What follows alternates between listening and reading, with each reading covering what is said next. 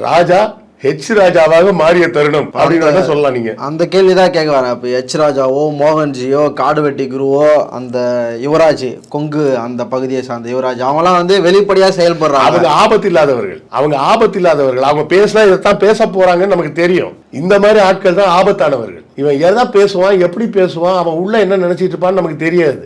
ஏன்னா இப்போ ராமதாஸோ ஹெச் ராஜாவோ பேசுறாங்கன்னா அவங்க கண்டிப்பா சாதியை தூக்கி பிடிச்சிதான் பேசுவாங்கன்னு நமக்கு தெரியும், பொதுமக்களுக்கு தெரியும். அதனால அந்த பேச்சுக்களை சீரியஸா எடுத்துக்க மாட்டாங்க.